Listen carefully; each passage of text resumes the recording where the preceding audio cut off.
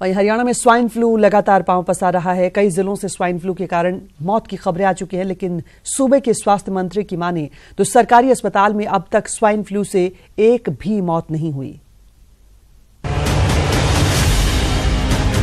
हरियाणा में swine flu का कहर लगातार बढ़ रहा है। रोजाना मरीजों की संख्या में इजाफा हो रहा है। एक आंकड़े के मुताबिक पिछले 2 महीने में करीब 24 लोगों की मौत हो चुकी है, लेकिन सूबे के स्वास्थ्य मंत्री अनिल विज इन आंकड़ों से इत्तेफाक नहीं रखते। अनिल विज के मुताबिक स्वाइन फ्लू से मरने वालों की संख्या सिर्फ 8 है और सूबे के किसी भी सरकारी अस्पताल में किसी की भी मौत नहीं हुई। सभी अस्पतालों में जो इसकी मेडिसिन है टेमीफ्लू, वो पर्याप्त मात्रा में हमने रखी हुई है और ईश्वर की कृपा से अभी तक सरकारी अस्पताल में कोई कैजुअलिटी नहीं हुई है। जो कैजुअलिटीज हुई हैं वो प्राइवेट अस्पतालों में। वहीं सूबे के सबसे बड़े अस्पताल के डॉक्टर्स की माने तो जनवरी में अभी तक 116 मरीज पॉजिटिव पाए गए हैं, जिनमें से 4 की इलाज के दौरान मौत हो चुकी है और पिछले साल के मुकाबले इस साल मरीजों की संख्या में कई गुना इजाफा हुआ है। इसमें कोई दो राय नहीं कि नंबर ऑफ केसेस पिछले साल के मुकाबले लगभग 3 से 4 गुना ज्यादा है। जैसे मैंने आपको बताया कि 354 अभी तक आज तक हमने टेस्ट किए हैं वहां लैब में, और उसमें से 116 के अंदर H1N1 पॉजिटिव आया है। दैट इज रफली 1 in 3 जो सैंपल्स जा रहे हैं वो पॉजिटिव। डॉक्टर्स का यह भी दावा है कि राजस्थान सीमा से सटे इलाकों से ज्यादा मरीज आ रहे हैं, जिनमें भिवानी, दादरी, हिसार और फतेहाबाद के इलाके शामिल हैं। इस बार सबसे ज्यादा केस जो हमारे पास रोहतक में रेफर होकर आए हैं वो भिवानी, दादरी और उसके अलावा फतेहाबाद, हिसार और जींद से हैं। और खासतौर पे इस समय राजस्थान के अंदर भी एपिडेमिक स्पर्ट है, तो जो उसका इलाका हमारे साथ है वहां पे हमें इन केसेस का थोड़ी ज्यादा मात्रा में देखने को मिल गया। कुल मिलाकर ये कहना गलत नहीं, हरियाणा में स्वाइन फ्लू ने अपने पैर पसार लिए हैं और आए दिन सूबे के कई इलाकों में स्वाइन फ्लू के मरीजों की संख्या लगातार बढ़ती जा रही है। ऐसे में सरकार भी संजीदा है और स्वास्थ्य विभाग ने भी अपनी कमर कस ली है।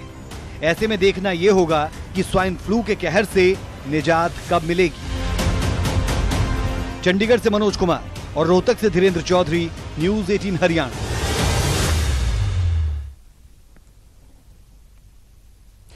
और अब सवाल ये कि जब प्रदेश में खाकी ही सुरक्षित न हो तो आम आदमी की बेसाथी क्या है।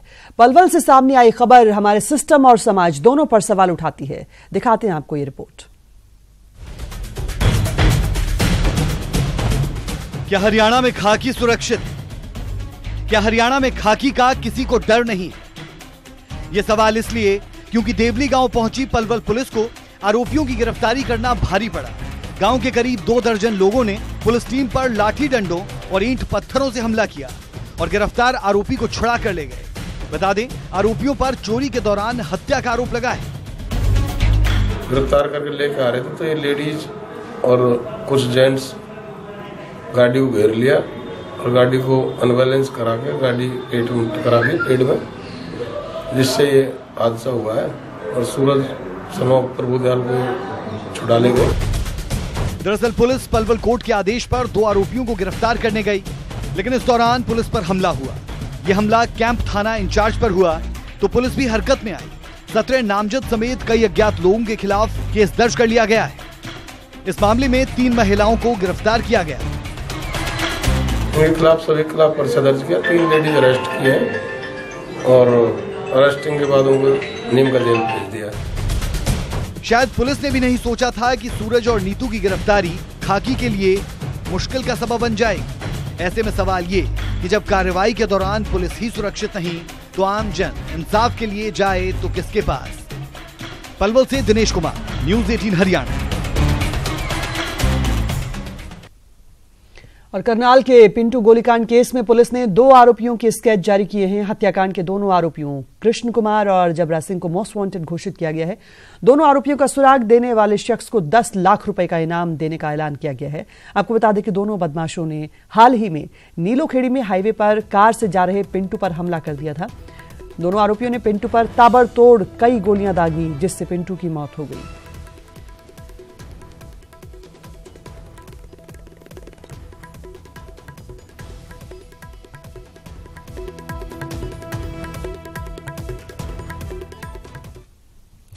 और भारी बर्फबारी के कारण हिमाचल प्रदेश के पहाड़ी इलाके देश के अन्य हिस्सों से कट गए हैं। सड़कों पर बर्फ की मोटी परत चढ़ने की वजह से यातायात ठप हो गया है और लोग घरों में दुबके रहने को मजबूर हो गए हैं।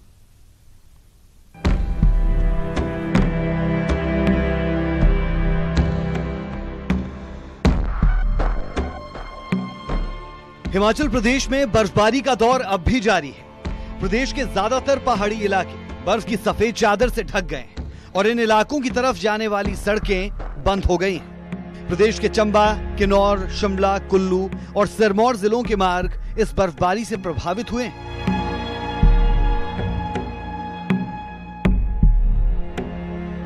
हिमपात से सड़कें बंद हुई हैं। लाहौल स्पीति के सभी मार्ग पूरी तरह से बंद हो चुके हैं। चंबा के पांगी क्षेत्र में सभी मार्ग बंद हुए हैं। रिकांगपिओ की अगर बात की जाए तो रिकांगपिओ तक तो शिमला से गाड़ियां चल रही है, लेकिन रिकांगपिओ से आगे गाड़ियां नहीं जा पा रही। वहीं कुल्लू जिले में जलोड़ी मार्ग पूरी तरह से बाधित हुआ है, यानी बर्फबारी से लोग परेशान होने लगे। भरमौर, डलहौजी, तिस्सा मार्ग भी पूरे तरीके से बंद हो चुका है। इन मार्ग पर नहीं दौड़ पा रही है, कारण है बर्फबारी। शिमला में चौपाल, खड़ा पत्थर, नारकंडा, ये तमाम सड़कें पूरे तरीके से बाधित हुई हैं और जनजीवन अस्त व्यस्त हो रहा है। हिमाचल प्रदेश के और क्षेत्रों के भी है। लाहौल स्पीति की बात करें तो शेष दुनिया से पूरी तरह से संपर्क कर चुका है। यहाँ सभी मार्ग बाधित हैं। जो चंबा का पांगी क्षेत्र है, यहाँ के भी यही हालात हैं और इसी तरह से जो कुल्लू का इलाका है, यहाँ पर भी जो ऊपरी क्षेत्र है, यहाँ पर मार्ग बाधित है। राजधानी शिमला में हालात अच्छे नहीं हैं।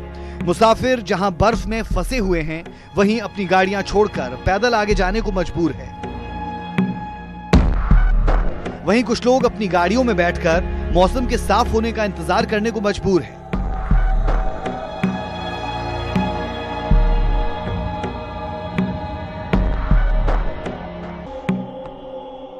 बर्फबारी के चलते सीएम जयराम ठाकुर भी सचिवालय नहीं आए, साथ ही उनका जसवा प्रागपुर का दौरा भी टल गया। बहरहाल सरकार ने सभी जिलों से वर्तमान स्थिति की रिपोर्ट भी मांगी है। हालांकि किसी भी प्रकार की अप्रिय घटना की सूचना नहीं है।